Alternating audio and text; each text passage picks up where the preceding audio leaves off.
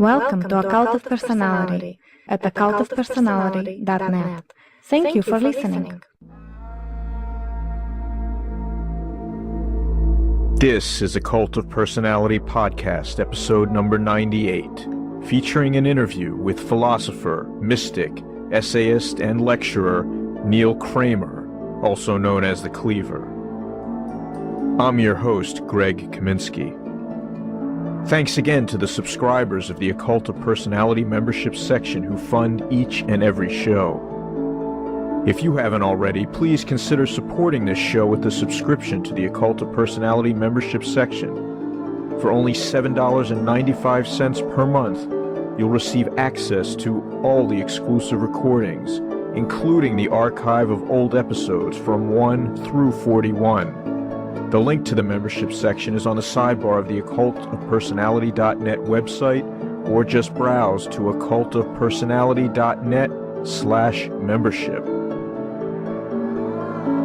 This episode of Occult of Personality Podcast is also sponsored by generous donations from listeners Steve, Dave, Quinn, and George. Thanks again for sponsoring this episode. If you'd like to sponsor a future episode of the show, simply click the PayPal donate button on the website. Donations of any amount are appreciated. Now, in episode number 98, I chat with Neil Kramer. Neil is a philosopher, mystic, prolific essayist, and lecturer. You can find his website at thecleaver.blogspot.com.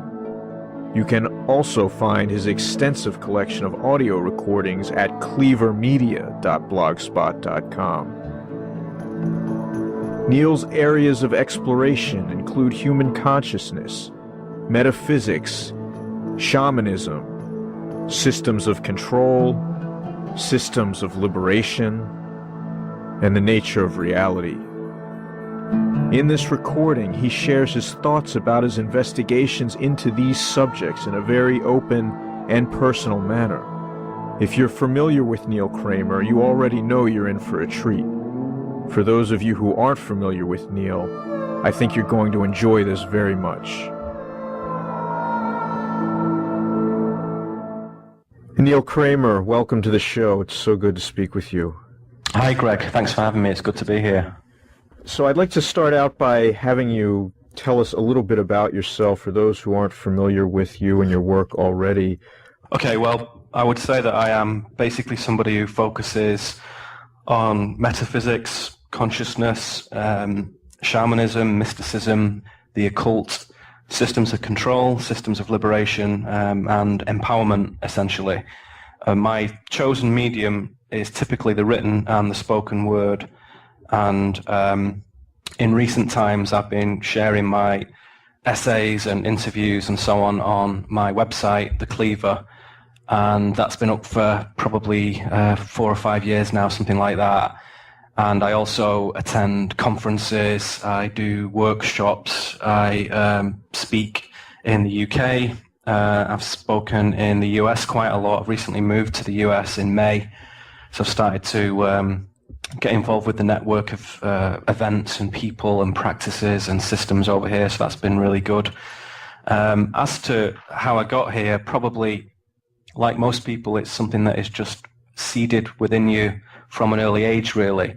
So from my personal path, I was always interested in existence and the fact that we just show up here and we're thrown into this realm, so to speak.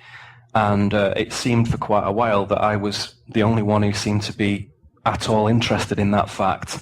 And as to what we are and what we're doing here and who we are and where we came from and all that stuff, initially my research and study into that was just completely private, completely personal, sat in libraries, reading philosophy, psychology, later on spiritual works, texts, occultism, metaphysics, and so on. So I probably spent a good decade just studying that on my own. And then as time went by and as I got older and a little bit more personal freedom in my life to move around a bit and spend a few pounds and so on, I started to bring that into actual felt experience, as we say, i.e. I started to move the theory into practice and visit certain sacred sites, get connected with real human beings and speak to them. Because I guess if most of your research is on the screen or in books, that's great, but it's very much a one-way system, that. Plus the fact that, particularly in philosophy and spiritual works, most of the people who penned most of the major and influential texts are all dead now. So it's nice to meet somebody who isn't dead. Yeah.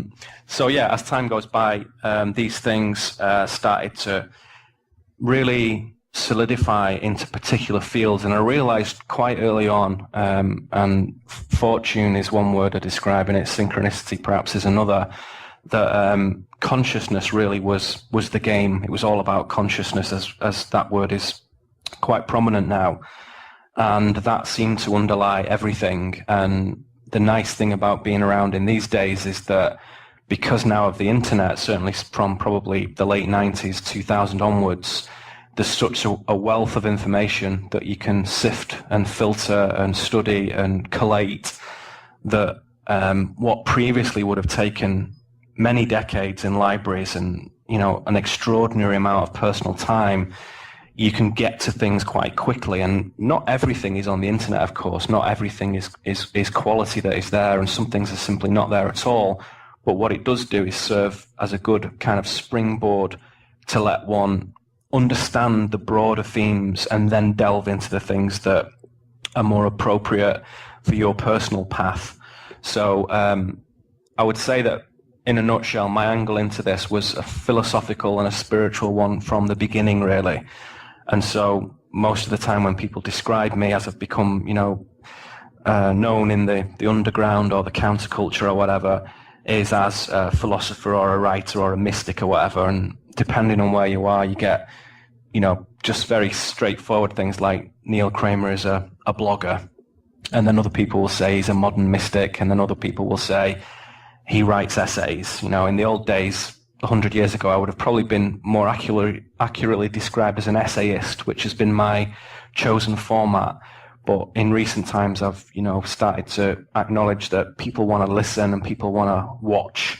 So certainly for the last 6 months, most of my stuff has been dedicated, as well as writing, into video and film and audio work, which is great because it works for me as well. And some of the best texts I've ever consumed have recently, in the last few years, been audio. So to get an audio book on your portable player to listen to while you're walking around or driving around is excellent, and I don't think there's anything wrong with that. So that's something that people respond to, and obviously YouTube and stuff is a bit of a mixed blessing because you can watch some great stuff on there, but there's such a load of absurd nonsense on there as well. And you obviously also get this thing where everybody becomes a kind of commentator and a critic and a researcher very quickly. So forums and comment threads and all the rest of it can be fascinating but extremely time consuming. So that's an unusual thing that in recent times has come about, you know, particularly with people bringing books out.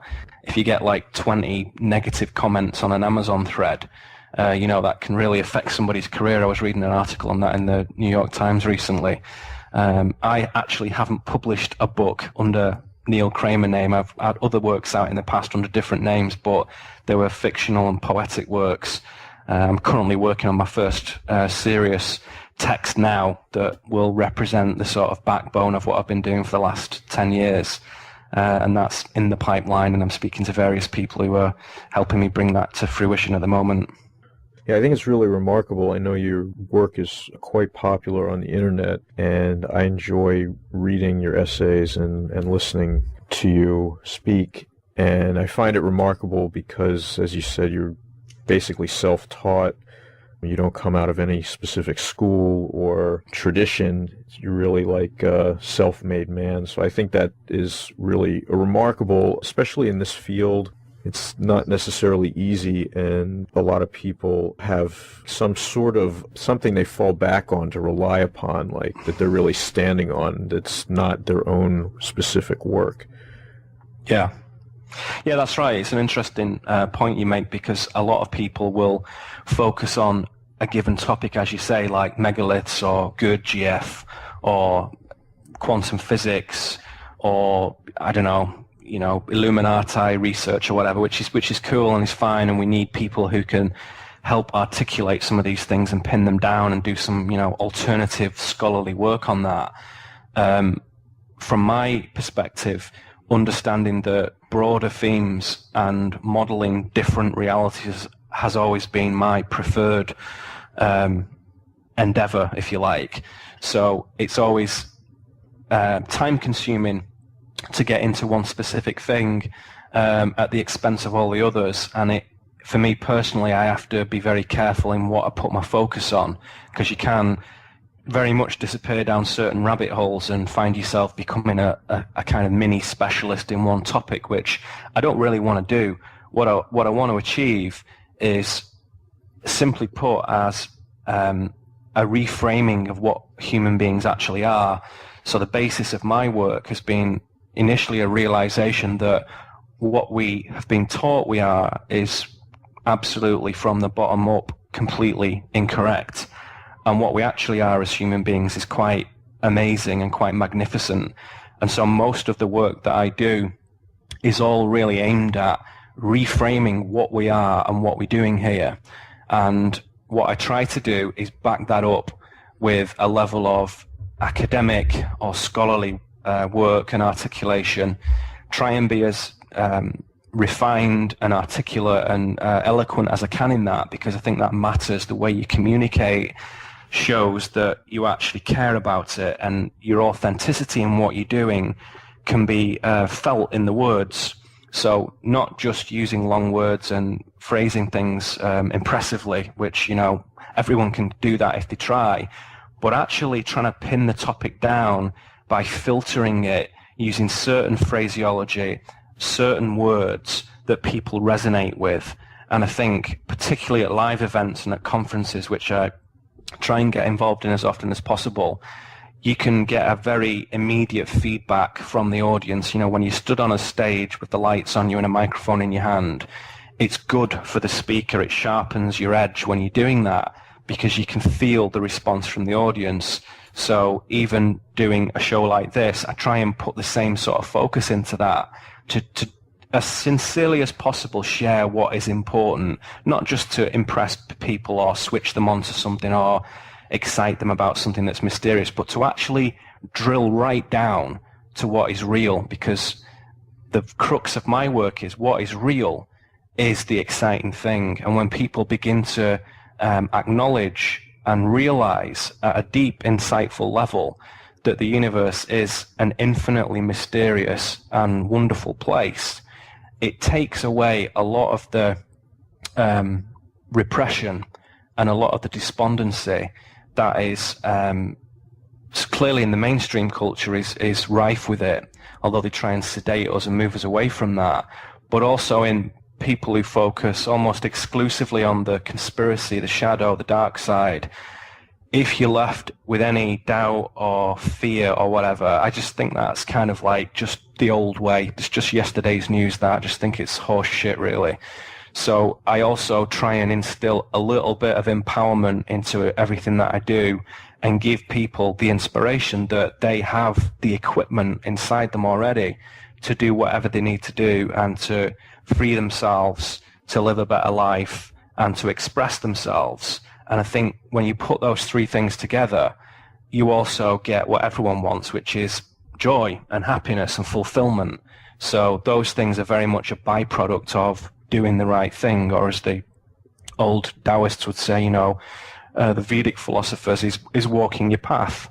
And when you walk your path, things start to fall into place. But it can be a time-consuming and slower than expected journey sometimes. So what I try and do is, only from my own personal path, because that's all we ever have really, is just to share our journey, not make any absolute empirical objective statements, because perhaps, in this world there aren't any really. It's all a kind of subjective reflection. Nevertheless, there are some pivot points, if you like, some reference points that we can all relate to. And when you hold that frequency when you ring that note out. Whatever anybody's chosen study, research, thing that they're interested in, that resonance works, and you understand when you listen to someone or you read somebody, and I do this myself. There's a lot of people out there talking about very interesting things, a real miasma, a real plethora of stuff out there, and yet there's always only a handful who really, really resonate with me, and I respect those people, and they do superb work. And it always comes from understanding that it's not just the information, that the individual, how have they actually integrated it into their life? What has it actually done to that individual? How has it changed their consciousness? And you can tell that very quickly and very decisively by listening to somebody. Meeting them is even better, of course, because you can get it even faster. So personally for me, when I know that somebody is walking their talk, then the work takes on more gravity and more power. And so as far as possible, I try and do that with what I do. So I'm never talking about something that I don't have a certain level of experience of. And it's not all abstract theory. Most of what I do, I have attempted and endeavored as far as possible and with as much humility as possible to do it in my own life. And people respond to that. And I get tons of brilliant communications from people who, all different ages and genders and backgrounds and localities and what have you.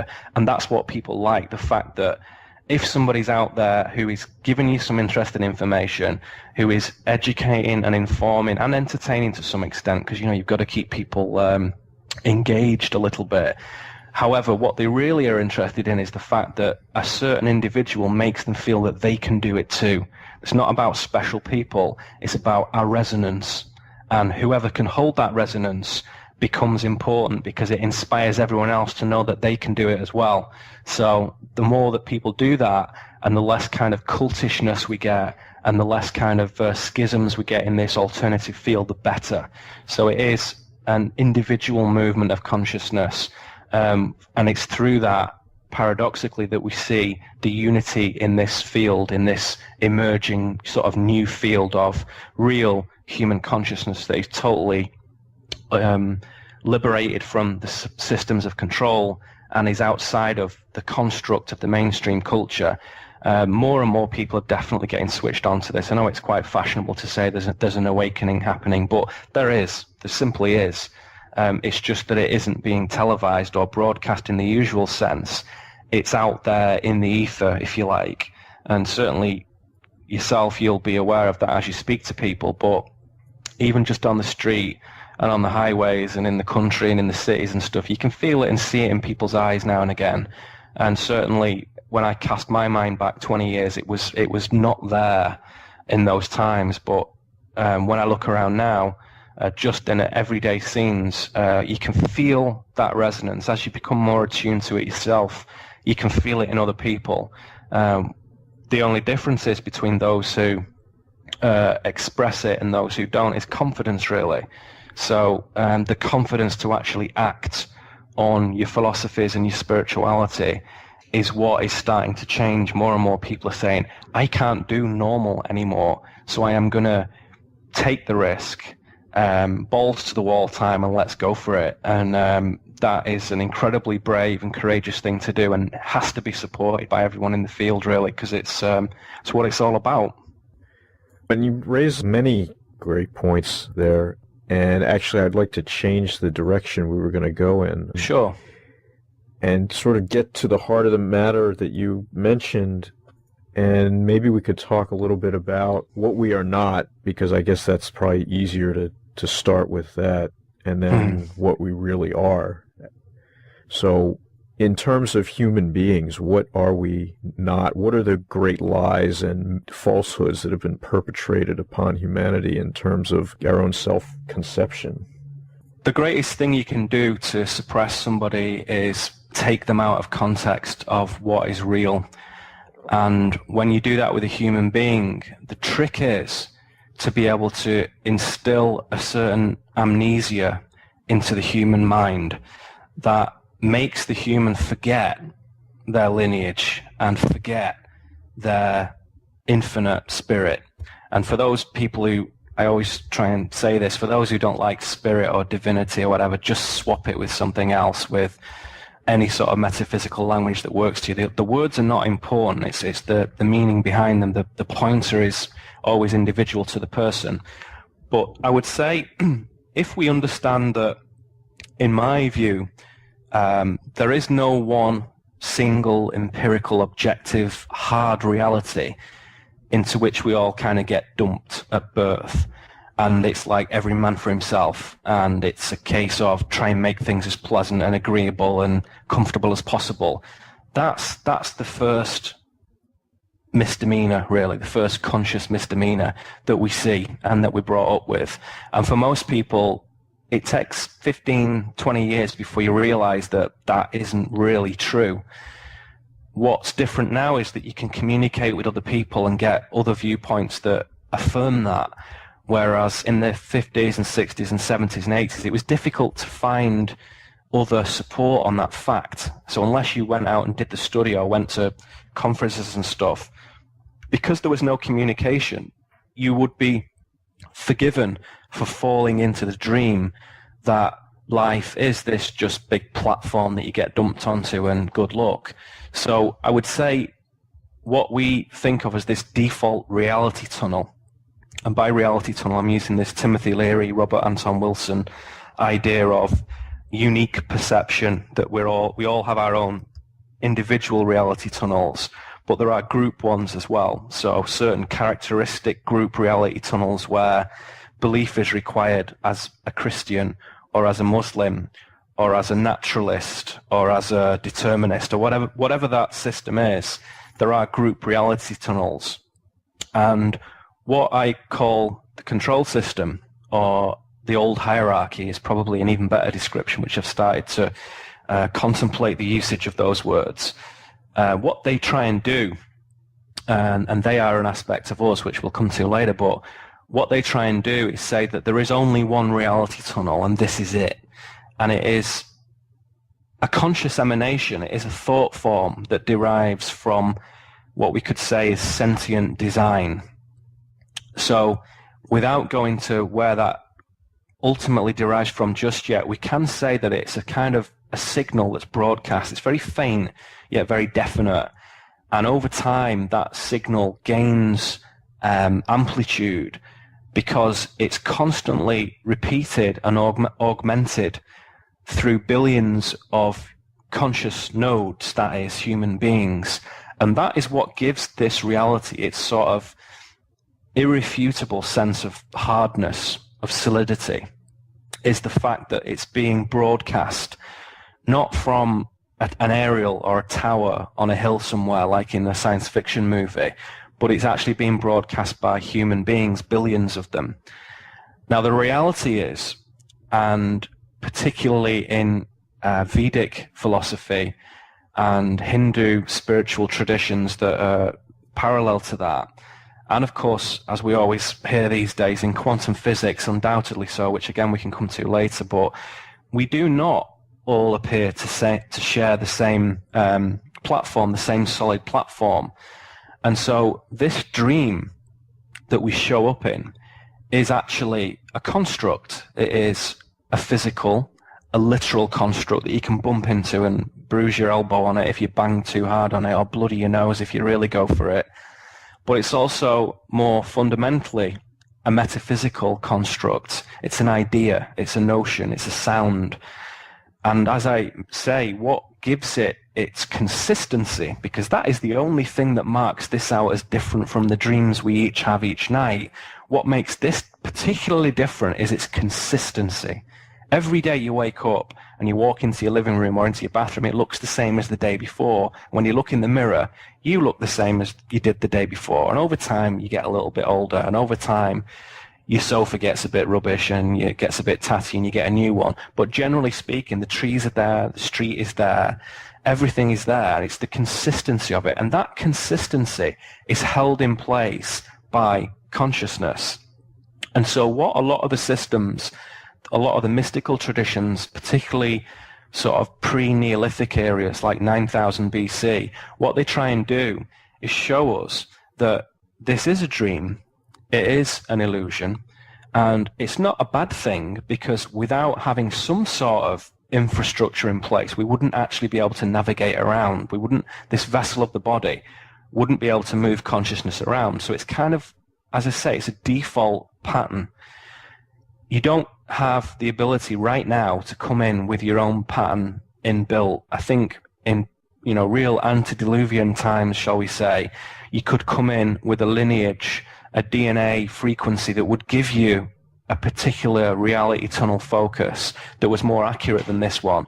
But for now, we all come in completely blank with nothing, and you come in as a clean slate. And so there has to be some sort of default operating system running, and this is it. What the mystics showed is that if you want to change that, if you want to peep under the covers and see what's really going on, the first and most trying and most difficult thing to do is to acknowledge that this is a dream. This is an illusion. This is Maya. This is the Matrix. And as you become to understand that, as you become to realize the truth of that, something begins to happen, which is that the dream slowly starts to change kind of relatively to where you are in your consciousness. In other words, you begin to affect it, initially on a kind of subtle level, but as time goes by, it becomes much more literal. And of course, in the occult tradition, this would be called magic, bringing about change in accordance with will. That's what magic is. It's changing the dream, apparently from within the dream, but actually what you're doing is you go into a slightly different plane or dimension, or heaven, as they used to call it in previous millennia. You pop outside of the brain-mind complex, go back to spirit or higher self, and from there, just rewrite the code a little bit, rewrite the pattern a little bit. And as you start to do that, again, this observance that we are the dreamer and we are the dreamt at the same time. And that is the fundamental observation in this, understanding that you can be both the dreamer of this and the avatar in the dream simultaneously. And that is a distillation of many, many large works. As far as I'm concerned, if somebody said, what is this large kind of chunky doorstop book saying? It's saying that you are the dream and the dreamer at the same time. And that realization can only be brought into real inner knowing through experience. So as Morpheus says to Neo in the movie The Matrix, you can't really be told what the Matrix is. You have to see it for yourself. And so it's very important to bring this practice about in the felt experience, the knowing of your own life. So much of what I do is aimed at suggesting to people that this is a worthwhile activity. This is a worthwhile thing to do with your time. Yes, we have to kind of put bread on the table. We have to look after our friends and family and be human beings and kick back and enjoy ourselves. But that isn't why we're here, just to have a nice time and kind of just wait and see what happens. The reason we're here is to edit this dream and to construct it in a more elegant and more creative and more genuine fashion. And it is my understanding, and this was hard-won, this understanding. It wasn't given to me by anybody or by any text. This was a felt experience, that there is a definite presence in this world of ours where that default dream is purposefully designed to suppress what I describe as the organic ascendant human impulse from presenting itself. So most people lead grey, repetitive, unfulfilling lives by design of this dream. And so the first stage in changing that is to acknowledge that this is a dream. And you can't be told that. You have to actually feel it inside, as a complete and total knowing, not as a piece of knowledge. That's different. Not as a piece of information that you read or somebody says to you on a radio program like this, but when you actually feel it inside. So sometimes when I speak of knowing versus knowledge, the difference is really that knowing is more akin to a feeling. It's a knowing that you love somebody. You can't have that as a piece of knowledge. It's a knowing. So knowing is more accurately reflected in feeling than it is in thought. So acquiring knowledge as an acquisitive process is fantastic for the biological unit of the brain, because again, we need that to do stuff, and it's a fabulous device to have access to. But that isn't us. We are not our thoughts. We are not our brain. We are not the mind. The mind is the interface between the brain and, if you like, what we could say is the higher self. And so knowing is where you get a simultaneous contact with all those three things. The brain knows it, the mind knows it, and the higher self, the spirit, knows it. And so knowing is contact with a thing rather than just representative information about it. So if I go into the Amazon to a remote tribe and say, here's a photograph of an apple, that's representative of the apple. It doesn't really give anyone any knowing whatsoever about an apple, none whatsoever. Whereas if I go to a different part of the forest or whatever where there might be such a fruit and pick it off the tree and say, this is an apple, and they touch it and smell it and taste it, that's just sense data, but they get contact with what that is, and it becomes a knowing. Now, not all knowing is necessarily brought into being through physical contact with it. You can know something through mental contact with it or psychic contact with it. So this is the first stage in understanding the control system, is that it is a game of consciousness. It's not a game of physical repression. That is a symptom of the control system, not a cause of it. Just being physically free doesn't change a damn thing. So revolutions and uprisings and all that, a long time ago, I personally realized that that is all just puppet show, propagandized, kind of civil charade, really. Those are strategically managed, as is everything else. The weapon you have is your own consciousness, because it remains indubitably independent all the time. There's no one can touch that. Nobody can do anything to touch that. Only you can suppress it. So the game is a very slippery and very seductive one, that you are persuaded to suppress your own conscious growth. And that is the only trick they have against us.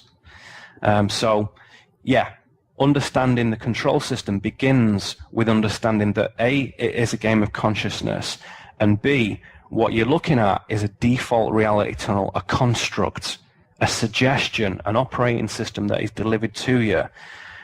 The means of moving away from that is to understand that you have every right, and in fact it is your organic impulse to do so, to rewrite that operating system and establish and write your own.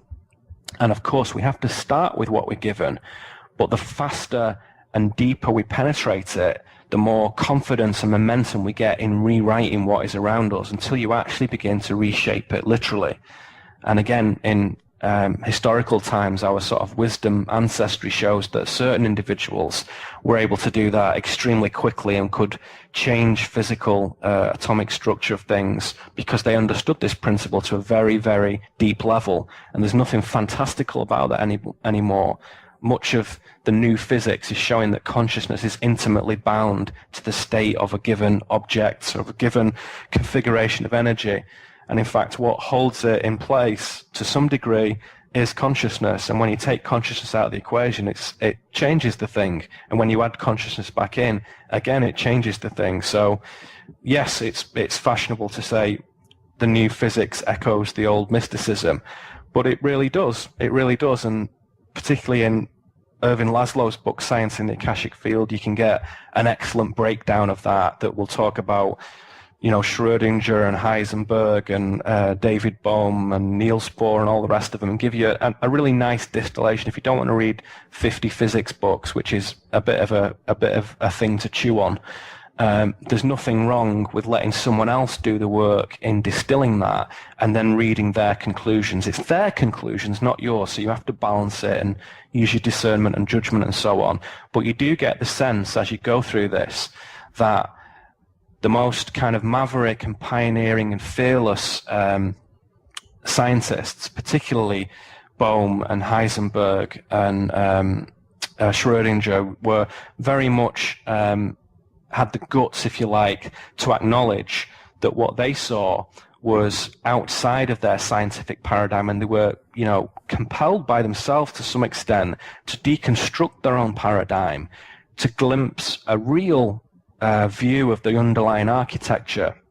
So much of the philosophical contribution from them, of course, derives from what they did in the field of physics, but they infer, to me, real clear, higher spiritual messages from the themes of what they're saying, and that is explicit with David Bohm and is more inferred by Niels Bohr, but nevertheless that's what is occurring there. And as I've been writing about recently, even with Socrates, who was definitely regarded as a sort of major contributor to the modern scientific dialectical method, if you actually take a look into his life, a lot of his work and a lot of his steering in where he was going was influenced by what they used to call the daemonic sign in those times, which was a daemon was basically a positive supernatural entity that dwelt between God and man, and served, in a benevolent fashion within the natural order, as opposed to a demon of Christian theology, which is a bad thing that's trying to trip you up all the time. And Socrates himself considered this daemon to guide him, and it was an inner voice that would dissuade him from taking certain paths and encourage him to take others, and he called it a gift. And he said without that gift there would be no poetry, no art, and in fact no philosophy itself. And some of his Greek peers at the time thought he was crazy for even saying this, where others just nodded quietly and said that's fine, but maybe you shouldn't be admitting this or writing it down. So it's unusual that this guy, who was guided by a daemon, actually was a major contributor to the modern scientific method of reason. And he definitely saw this, not just this daemonic influence, not just as simply intuitive subconscious faculty, which is what a psychologist or a psychiatrist might try and infer. He saw it as something divine. Clearly, he writes himself that he found it was of divine origin and quite independent of his own being, of his own thoughts. So when you really look at this, and my sort of forthcoming book is really trying to balance this to say we have these scientists, we have the philosophers, and we have the mystics, and when things were at their coolest, all these people kind of worked together to a large extent. And what's sad about today is that, although this is increasingly getting better, there's a great fragmentation in this. So the philosophers do their thing, the scientists do theirs, and the mystics do theirs, and things are turned upside down and inside out, and you lose the thread of it. Whereas in the old days, in the Druidic times, you would have guilds where these people worked together, and people had a clear focus on being scientific and being empirical in measurement and organization.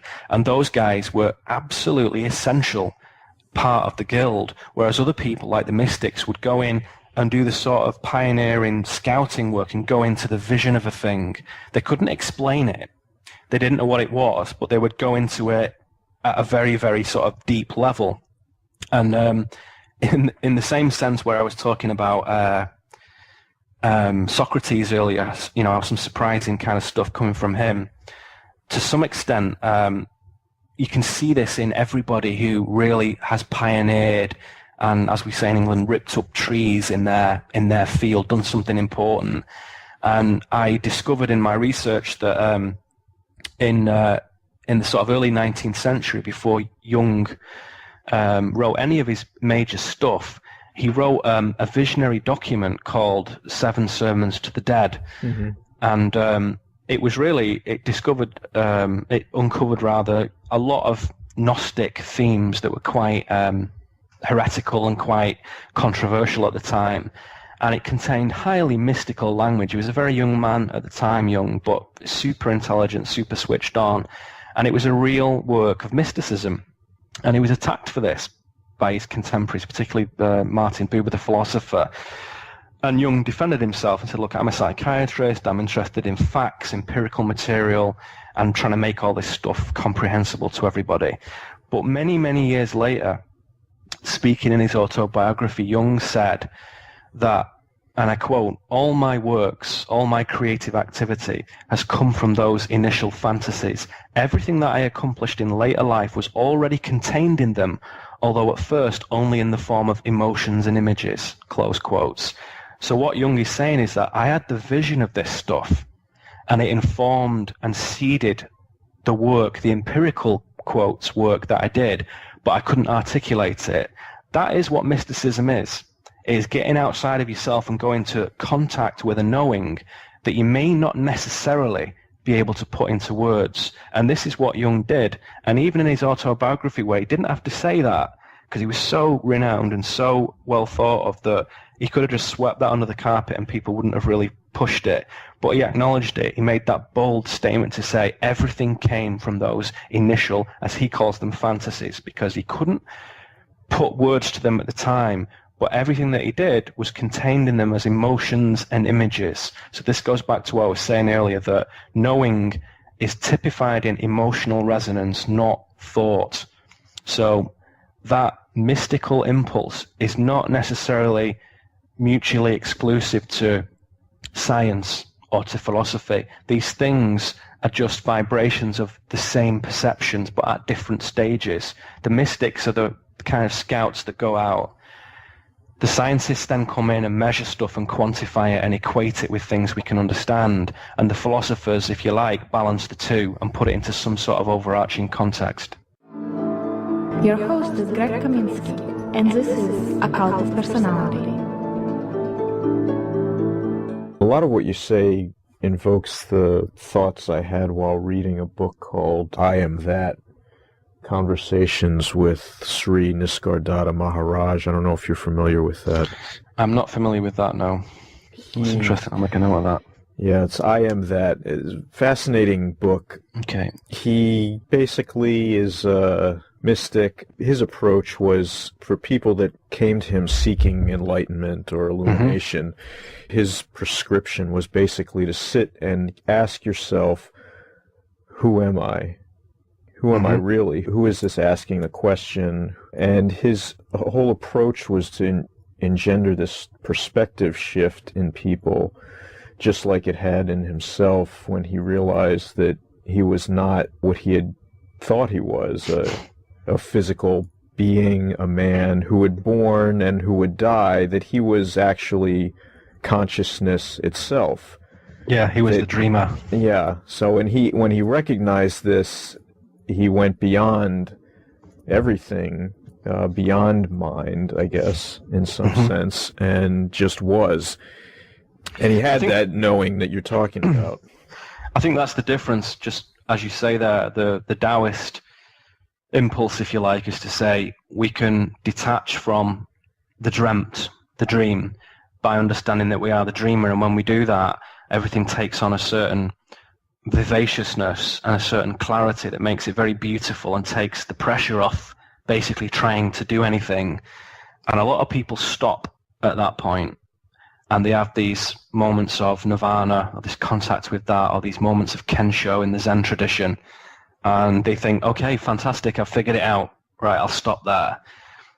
What I like to see in the works of others and in my own stuff is that is a stage, that is actually normally quite a natural stage in every single human being's life. It's not any kind of destination. It is a realization that typically would occur early on were there no suppression systems there. And so I think that, sadly, rather than just a handful of people being able to do that to any sort of fundamental, meaningful level, that is what everybody normally does. And that in the golden days, if you like, before things changed on Earth, or maybe a few millennia ago, that is kind of what happened.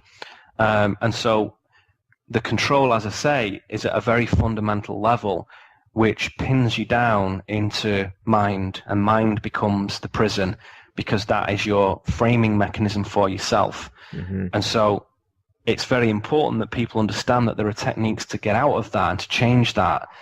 And it's different for everybody. Some people, as maybe somebody like Terence McKenna or Timothy Leary might have said a short while ago, some people need a powerful psychedelic or entheogen or sacred medicine to achieve that, to knock them so hard out, to take the red pill and just melt this away.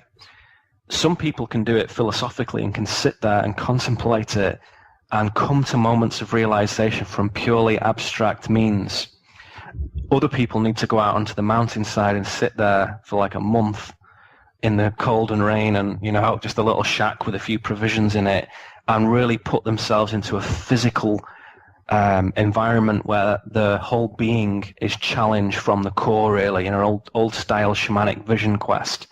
Bury themselves in the ground, all these kind of extreme sports kinds of realization methods. And so that meditation, that being another one which is a bit more gentle and easy to integrate into your life, but all are aimed at the same thing of showing the relationship between the observed and the observer, and breaking down that polarity, that duality between the subject and the object. And that is the first stage in this, is to understand that the dream and the dreamer are the same thing. And as you begin to understand that, this basic dichotomy, this false dichotomy that there is a big platform out there with loads of objects in it and you're one of them, begins to dissolve a little bit. And as you go through life, you realize that essentially what we have is configurations of energy that move around in conjunction with consciousness. So if you're not taking part in that, if you're not creating your own reality, then you're really agreeing, you're consenting to just go along with someone else's. So it is a question of consent and of acknowledgement. And I must say that as I've kind of gone further into this, that ignorance of that is no longer any excuse of not being aware of it. So that sounds rather sort of paradoxical. It's a bit like driving into New York City on the wrong side of the road, which I've done once or twice, being an English person. And if you get stopped, the fact that I'm on the wrong side of the road and I didn't know it is no excuse for me being prosecuted by the cop on the street corner. That is the way it is. And my belief is that fundamentally everybody knows this is a dream, and everybody at the deepest core level is fully aware of that. They just don't know what the hell to do about it. They don't know how to integrate any changes of that knowing into their life. And, you look up from your own thoughts, the kettle's boiling and your sister walks in and you need to get your laptop upgraded and you go into work the next day and life's events suddenly take over again and you're caught back up in the dream.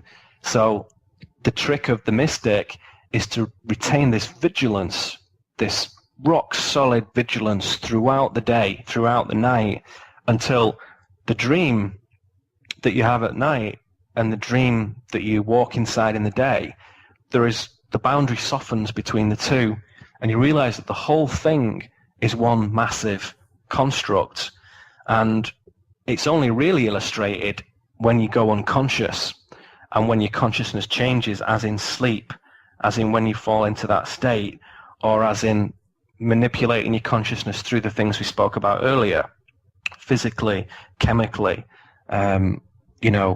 electronically, if you're using these kind of brain devices and stuff. There's lots of different ways of stimulating that, but you have to change your consciousness to see it.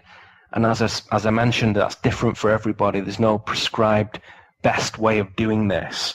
If I were to run a school in such matters these days, the first good few months would be in understanding the students' different mentalities and philosophical articulations in their own minds, and where they stand, what their bearing is as a human being.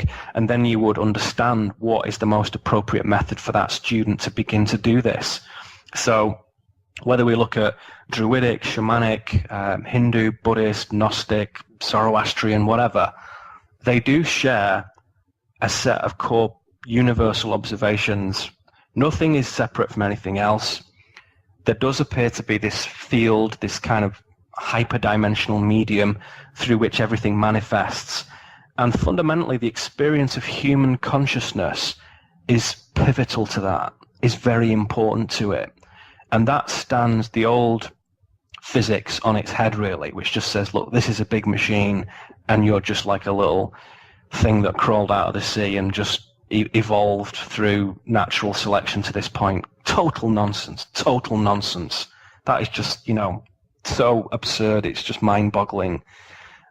What's important is, though, to be able to not just understand that theory, but to actually do something about it. So those traditions, those spiritual traditions, devised sets of techniques that had to be integrated into a disciplined system in your own life for maneuvering your consciousness in such a way that you could discern what used to be called ultimate reality, primary reality, and to be able to shape it more closely with your will, with what you want to do, your intent. And that is the essence of magic, and that is the essence of mysticism, is to make contact with the underlying reality. And my book is all about that, and my work is all about that. And sometimes you do that, as you said right at the top of this show, that you do it sometimes by negating things, by saying what ultimate reality isn't, what it is not, that it isn't culture, that it isn't television, that it isn't government, that it isn't atomic structure solely, that there are many other aspects to it. As you start to negate that, then you move to the balance point, to the fulcrum of it, where then you move into what it is. And that's a very challenging thing for most people to do. It's a little bit like looking someone right in the eyes and saying, what do you want to do with your life? It's a very difficult question to answer that. It's easier to say what you don't want to do, but there comes a point where you have to contemplate what you want to do. And equally, there comes a contemplation moment in your own consciousness where it is appropriate for you to think, what is existence? And you have to do that through your own experience. So these systems that are all our heritage, all our wisdom heritage, people just like us have been through this thousands and thousands of times over many millions of years, I feel. And they told us how it's done. They told us what it is. They told us how it's done. And through history, if it has not aligned with the dominant empire of the time, their thought and their accounts and their historical records are called myth or folklore or fable. And so we associate those things with fantasy, with what is untrue now. And that has to be overturned. And I think particularly, of course, people who listen to this show will have a good understanding of that a lot of myth is not untrue. It's not fantasy. They're not stories for children. It's actually something that had real physical manifestation. And historical records that we understand in the West are largely absurd, The first guy who wrote the full history of Denmark was a guy called Saxo Grammaticus, who was basically working for the Vatican. And the Vatican said to him, look, we don't want any of that Norse mythology bullshit in Danish history, so I want you to completely discredit them. So Grammaticus said, anything to do with Odin and Thor and all those guys, they were basically just black magicians who were conning you. They were tricksters, and they were heathens, and they were not of the Lord. And so it was already sanitized in the 13th century. And most people do not bother to look before that to see why that occurred and what was before it.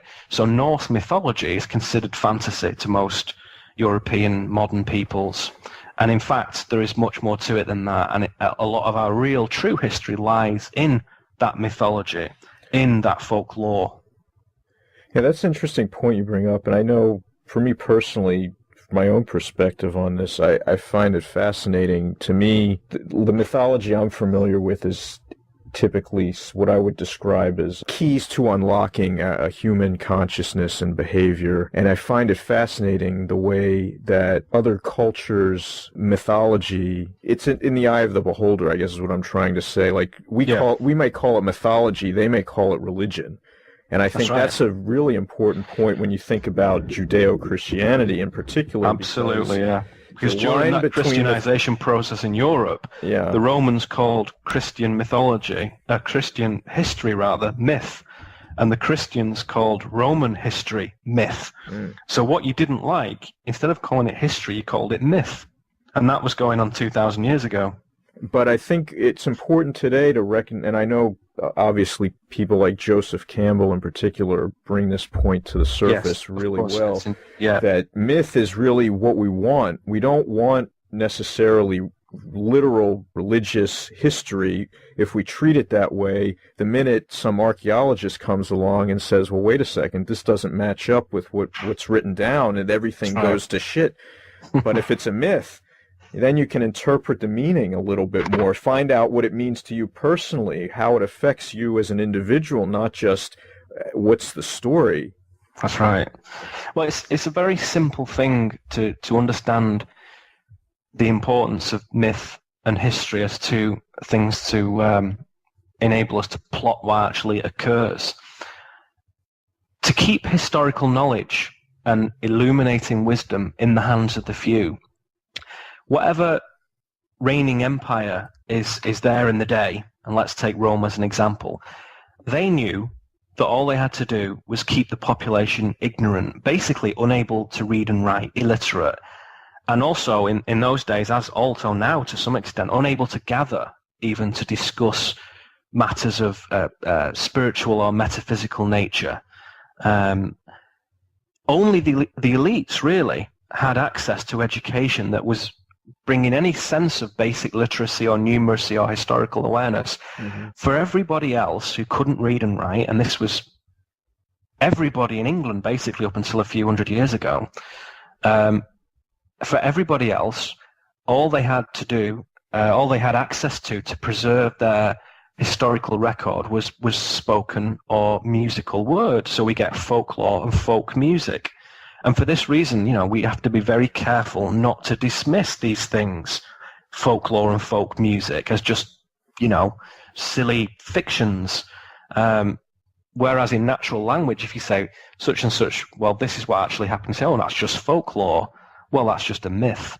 The very modern use of those words shows us how that's been rewritten out of the modern language now, which is bizarre. So it's the most stunning control mechanism really is the ability to keep people ignorant. And it's fashionable to be ignorant. It's fashionable to say, who cares? What's that got to do with my paycheck? Or what's that got to do with me getting my 500-inch flat screen TV? What's it got to do with anything? So the empire knows this, and it just quietly maintains this ignorance throughout the centuries. And the idea that it's these secret societies and stuff is shocking to most people and absurd and ridiculous to others. But when you just do a little bit of research and look into it, as I said earlier, you see these public pantomimes are really just socially engineered things to give the appearance of change, but at a higher level, nothing is changing. And what the empire is doing is just changing its robes, it's changing its language, changing its religion to accommodate the next evolutionary stage of its domination. The real control and that stratification of knowledge and that esoteric history of humankind is exclusively retained by the empire.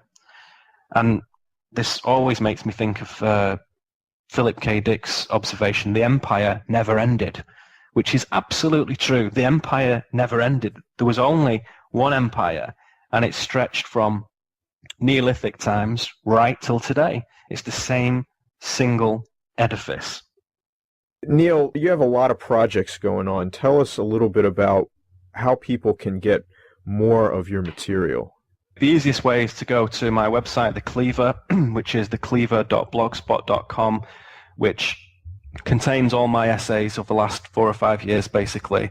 It also contains links to 2 projects. One is the audio Cleaver, which if you prefer to listen rather than read tons of text, that's cool. So there is an audio book read by me of all the key essays that I've written from 2006 to 2009, covering many of the topics we've talked about in this show, and you can get that as a digital download. There is also live audio recordings from a tour I did with my friend and colleague KMO that we did in Canada and the States in 2010, just right at the start of this year, which contains lots of interesting topics about transition, about consciousness, about social change, about esoteric material, about conspiratorial material. All that kind of stuff is there. And that, again, is available from that website. NeilKramer.com is up there at the moment, but it's just got a holding page on there. So if you can't remember any of this stuff, just put my name in .com and it'll link you to it. I'm currently, as anyone who's following my work knows, involved in getting this book out at the moment. So that's consuming pretty much all my time.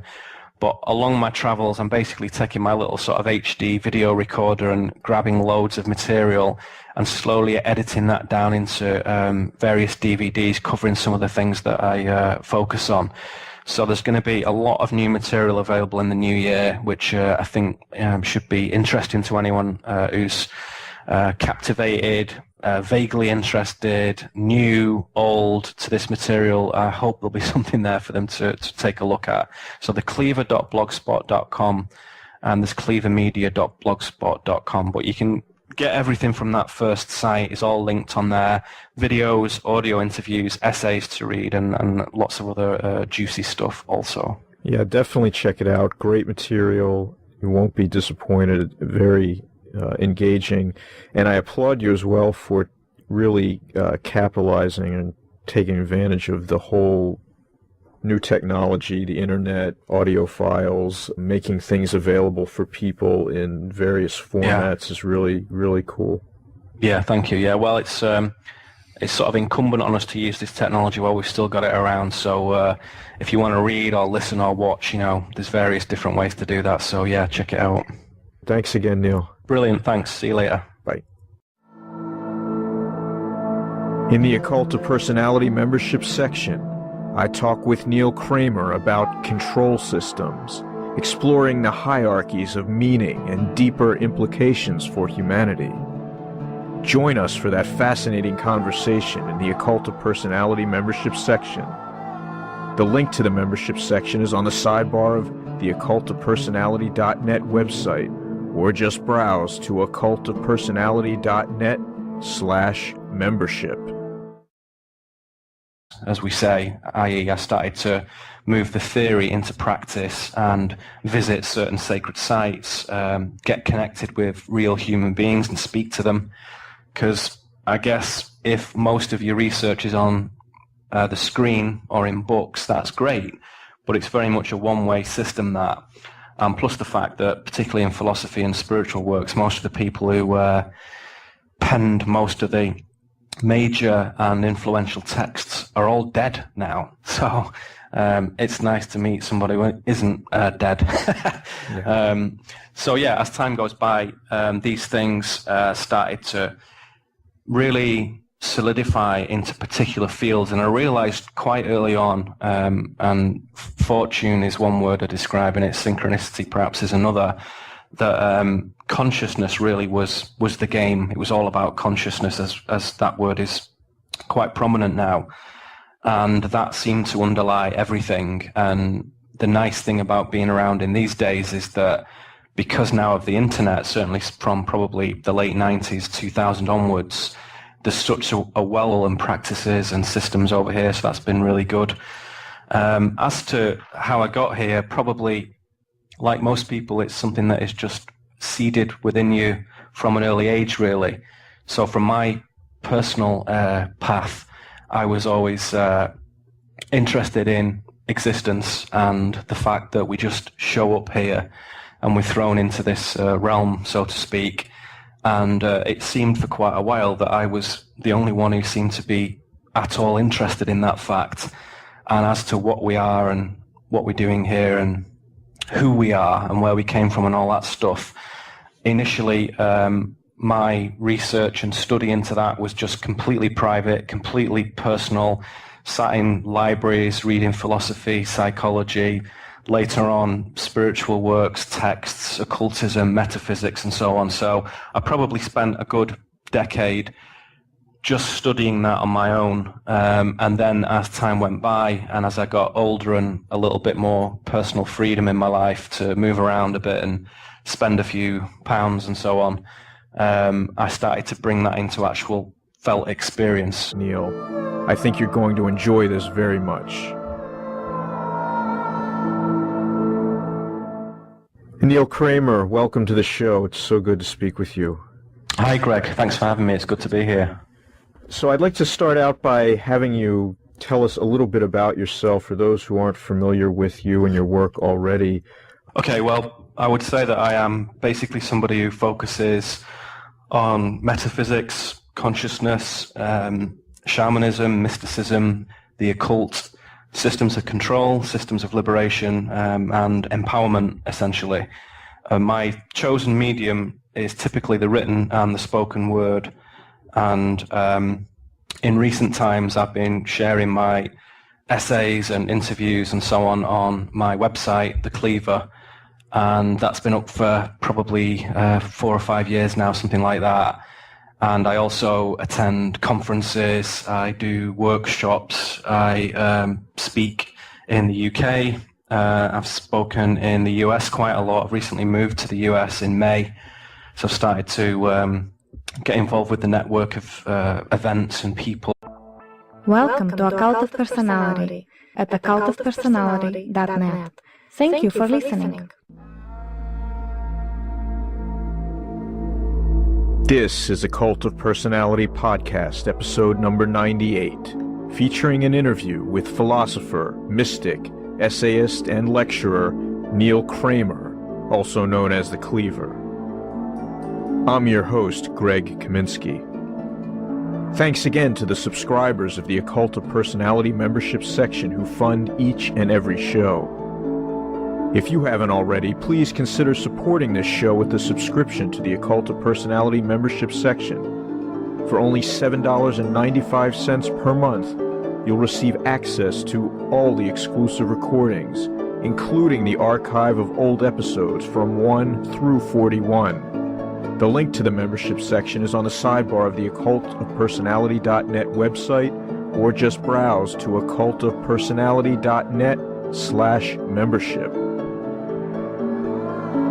This episode of Occult of Personality Podcast is also sponsored by generous donations from listeners Steve, Dave, Quinn, and George. Thanks again for sponsoring this episode. If you'd like to sponsor a future episode of the show, simply click the PayPal donate button on the website. Donations of any amount are appreciated. Now, in episode number 98, I chat with Neil Kramer. Neil is a philosopher, mystic, prolific essayist, and lecturer. You can find his website at thecleaver.blogspot.com. You can also find his extensive collection of audio recordings at cleavermedia.blogspot.com. Neil's areas of exploration include human consciousness, metaphysics, shamanism, systems of control, systems of liberation, and the nature of reality. In this recording, he shares his thoughts about his investigations into these subjects in a very open and personal manner. If you're familiar with Neil Kramer, you already know you're in for a treat. For those of you who aren't familiar with